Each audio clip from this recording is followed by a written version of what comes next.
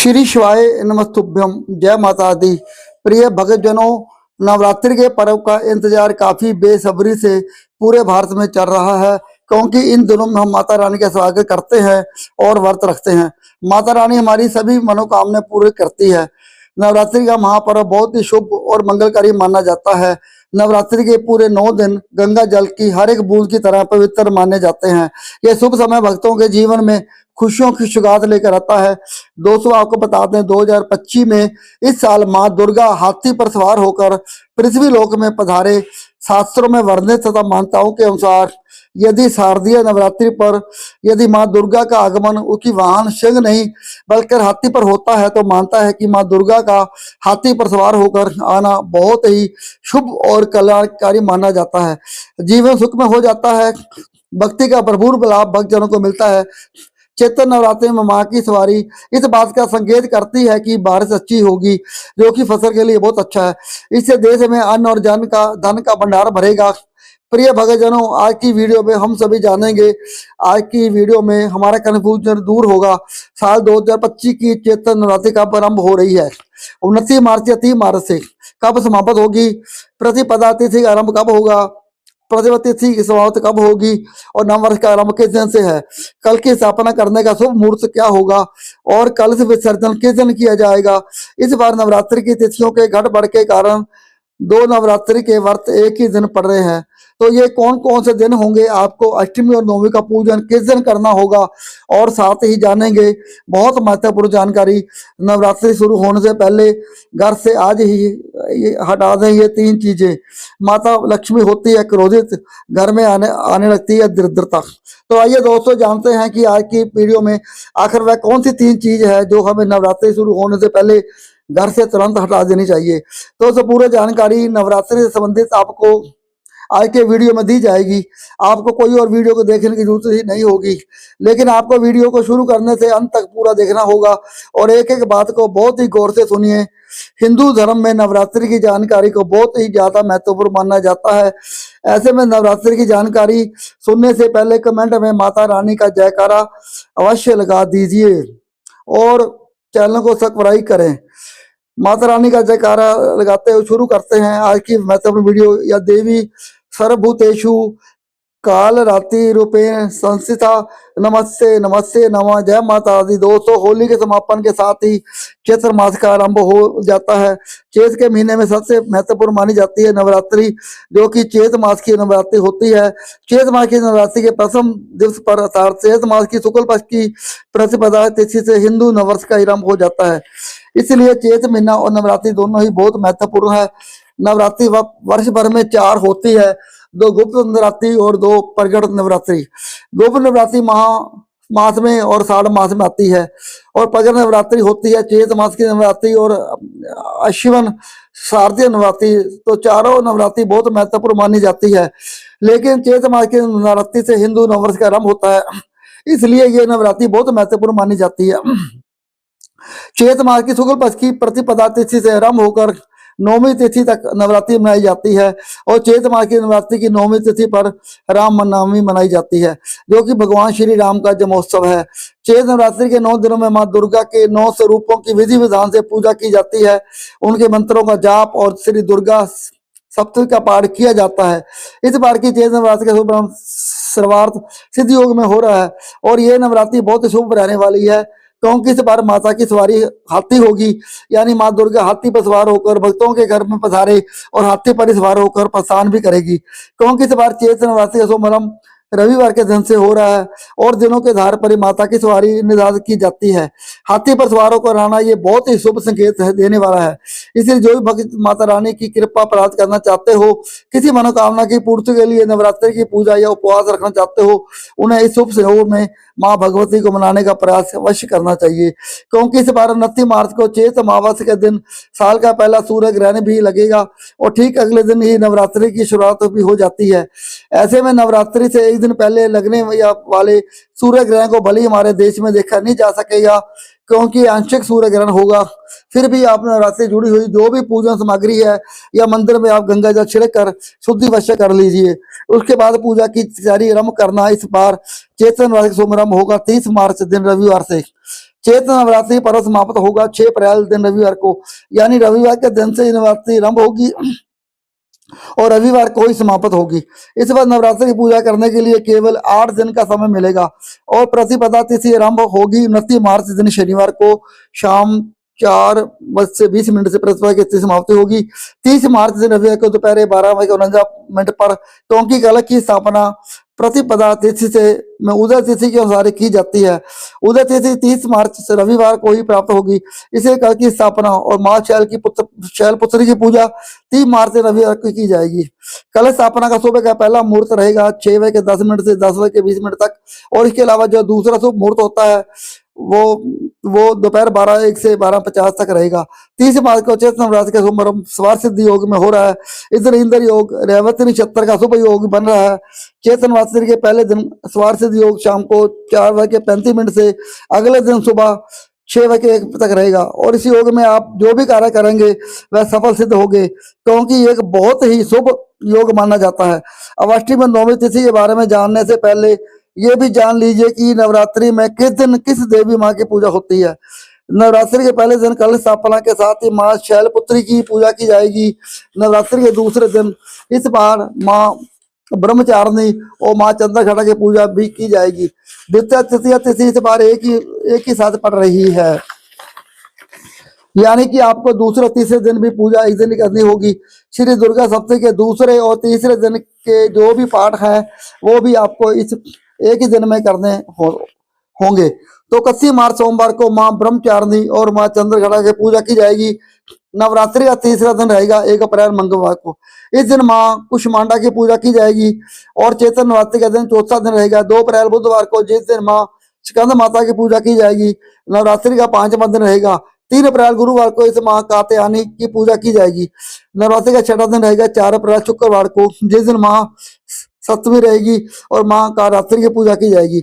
7वां दिन रहेगा 5 अप्रैल दिन शनिवार को, जिस दिन दुर्गा अष्टमी माँ गौरी की पूजा की जाएगी और कन्या पूजन भी किया जाएगा। चैत्र नवरात्रि का 8 दिन रहेगा 6 अप्रैल दिन रविवार को, जिस दिन महानवमी की पूजा और कन्या पूजन किया जाए।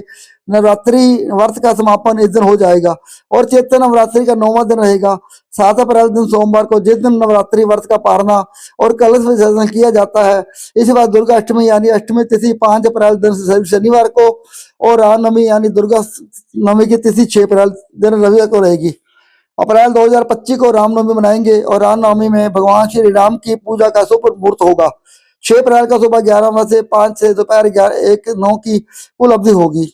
2 घंटे 31 मिनट की जो बिल्कुल रामनवमी का मध्याह्न क्षण होता है वह होगा दोपहर में 12:24 पर अप्रैल 6 अप्रैल 2025 को। तो इस बार जो नवरात्रि है 8 दिनों की है, 9 दिनों की नहीं है क्योंकि बीच में तिथि 6 है और जो भक्त नवरात्रि के 9 दिनों का व्रत करते हैं वह 10वीं तिथि में अपने व्रत का पारण करते हैं और 10वीं तिथि 7 अप्रैल को है।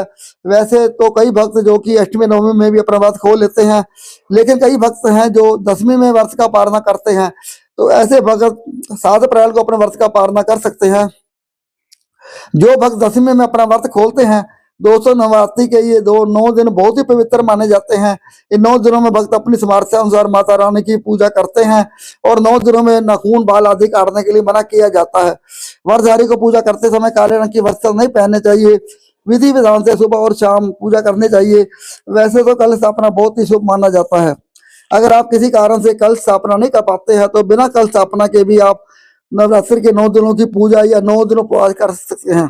इन 9 दिनों में अखंड ज्योति भी जलाई जाती है जो कि 9 दिन और 9 रात तक लगातार चलती रहती है। इन 9 दिनों में श्री दुर्गा चालीसा पाठ, श्री दुर्गा सप्तशती का पाठ किया जाता है। अपनी अपनी परंपराओं के अनुसार अष्टमी नवमी तिथि को कन्या पूजन किया जाता है। इसके बाद शुद्ध सार के भोजन ग्रहण करके अन्न ग्रहण करके उपवास खोला जाता है। नवरात्रि के व्रत में भक्त अपनी सामर्थ्य के अनुसार अपनी शरीर क्षमता के अनुसार उपवास रखते हैं। जैसे कि कुछ लोग व्रत को केवल जल के साथ रखते हैं, कुछ लौंग का जोड़ा ग्रहण करके रखते हैं, कुछ लोग इस समय फलाहार ग्रहण करके रखते हैं। फलाहार में सेंधा नमक के बना हुआ फलाहारी जैसे आलू, लौकी, कद्दू, समा के चावल आदि ग्रहण किए जा सकते हैं। मौसमी फलों का और भरपूर मात्रा में दूध और जल का सेवन इस दौरान किया जाता है। लेकिन जो लोग व्रत भी रखना चाहते हों लेकिन बिना अन्न के नहीं रह सकते।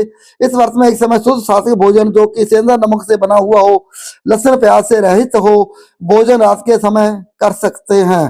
कलश विसर्जन का दुर्गा विसर्जन नवमी तिथि के बाद ही करना चाहिए। नवरात्रि में किस प्रकार से माता की पूजा आराधना करनी चाहिए, आइए हम जानते हैं दोस्तों। जो नवरात्र आने से पहले घर से ये चीजें हटा देता है तो उसके घर में माँ वैष्णव का होगा आगमन, माँ लक्ष्मी का होगा वास, माँ शेरों वाली आपकी झोली खुशियों से भर देगी। इसलिए नवरात्र आने से पहले घर से ये चीजें फौरन हटा दीजिए। दोस्तों आज हम कुछ ऐसी ही गलतियों के बारे में जानेंगे जो यदि आपके घर में होती हैं तो माँ लक्ष्मी कभी नहीं करती ऐसे घर में प्रवेश। फिर चाहे आप कितनी ही पूजा पाठ कर लो, महालक्ष्मी ऐसे घर में कभी नहीं आती। ऐसे घर से देवी देवता भी सदैव रहते हैं नाराज। दोस्तों सबसे पहले नवरात्रि के पहले कि मंदिर की अच्छी तरह साफ सफाई कर लें। मंदिर के अंदर यदि पुरानी माला है, टूटी फूटी मूर्तियां हैं, उसके साथ ही खाली माचिस के डब्बे रखे हुए हैं तो उन्हें फेंक दें और टूटी मूर्ति को किसी नदी में प्रवाहित कर दें। घर में छोटे बच्चों को नवरात्रि का व्रत नहीं रखना चाहिए, इससे उनकी जान को खतरा हो सकता है, क्योंकि इस व्रत में शरीर को अधिक शक्ति की जरूरत होती है। माँ शेरों वाली की तस्वीर यदि कांच के फ्रेम में की है और वह कांच हल्की सी भी टूटी हुई हो तो ऐसी कांच को बदला दें या ऐसी तस्वीर को जल में विसर्जित कर दें। टूटी मूर्ति पूजा करने से, टूटी तस्वीर की पूजा करने से आपकी वृद्धा व्रत आदि से टूट जाता है, आपका व्रत खंडित हो जाता है। दोस्तों नवरात्रि के 9 दिन बहुत ही पवित्र होते हैं। नवरात्रि के 9 दिनों में आचार विचार और घर को साफ सुथरा और पवित्र रखना अति आवश्यक है। इसीलिए नवरात्रि के 9 दिनों में ब्रह्मचार्य का पालन किया जाता है और तात्विक भोजन ग्रहण नहीं किया जाता। नवरात्रि के 9 दिनों में माता रानी के भी को प्याज, लहसुन, मांस, मदिरा और अंडे से दूर रहना चाहिए। अधिकतर भक्त इन नियमों का पालन भी करते किंतु वो एक गलती कर बैठते हैं। नवरात्रि के 9 दिनों में आप अपने घर से इन चीजों को रख लेते हैं, ऐसा भूल पर नहीं रखना चाहिए। भागवत पुराण के साथ नवरात्रि के 9 दिनों में माता रानी अपने भक्तों के घर में वास करती है। यदि आप भी चाहते हैं कि माता रानी आपके घर में वास करे तो आप अपने घर के वातावरण को पवित्र रखें और नवरात्रि शुरू होने से पहले ही अपने घर से प्याज, लहसुन, मीट, अंडा और मदिरा को बाहर निकाल दें। अपने घर साफ रखें। इन वस्तुओं को घर से बाहर निकालने के पश्चात अपने घर में गंगा जल का छिड़काव अवश्य करें। भागवत गीता में भगवान कृष्ण कहते हैं, बगैर गंगा जल छिड़काव कोई भी मंगल कार्य सफल नहीं माना जाता। गंगा जल का छिड़काव सब भगवत गीता में श्री कृष्ण ने बताया था। आपके घर गंगा जल ना हो तो मार्केट में गौमूत्र ला सकते हैं और गौमूत्र लाकर आप गौमूत्र अपने घर में छिड़काव करें। बस थोड़ा सा पानी में डाल लें, इससे आपके घर का पवित्र हो जाएगा और घर में मौजूद नेगेटिव ऊर्जा भी नष्ट हो जाएगी। और जिस घर में वातावरण पवित्र होता है, ऊर्जा आत्म ऊर्जा नहीं होती, माता रानी का वार सदैव होता है। नवरात्रि के पहले आप अपने पूरे घर की अच्छी तरह साफ सफाई कर दें। घर में जो भी फालतू सामान है, फटे पुराने कपड़े, उन्हें बाहर निकाल दें। घर में बेकार पड़ा सामान नेगेटिव ऊर्जा लाता है, इसीलिए गंदगी बिल्कुल भी ना करें। धूप दीप जलाकर स्वच्छ रखें। दोस्तों माता के आगमन के लिए घर का दरवाजा अवश्य सजाना चाहिए, इससे माता आकर्षित होती है और घर के द्वार में प्रवेश करती है। माँ के आगमन के लिए द्वार को फूलों से सजाना चाहिए। दोस्तों कई लोग ऐसे माता रानी की चौकी कागज बिछाकर बनाते हैं, जो कि बिल्कुल गलत माना गया है। माता की चौकी के लिए आप नीचे लाल कपड़ा भी बिछाए, काला कपड़ा और सफेद कपड़ा भूलकर भी नहीं बिछाना चाहिए। ध्यान रखें कपड़ा नहीं होना चाहिए। दोस्तों यदि आपके घर में देवी देवताओं की खंडर मूर्तियां या फटा हुआ चित्र आदि यदि हो तो उसे किसी पवित्र नदी में विसर्जित कर दे, क्योंकि ऐसा मूर्त क्या है और चित्र दुर्भाग्य लाती है। देवी देवताओं खंडित मूर्ति की पूजा ना करें और ना ही उन्हें घर में रखें, क्योंकि उन्हें घर में रखना बहुत बुरा माना जाता है। दोस्तों भाई अधिकतर लोग अपनी छत पर या अपने घर के मुख्य दरवाजे के आसपास कबाड़ इकट्ठा कर लेते हैं, ऐसा करना शुभ माना जाता है।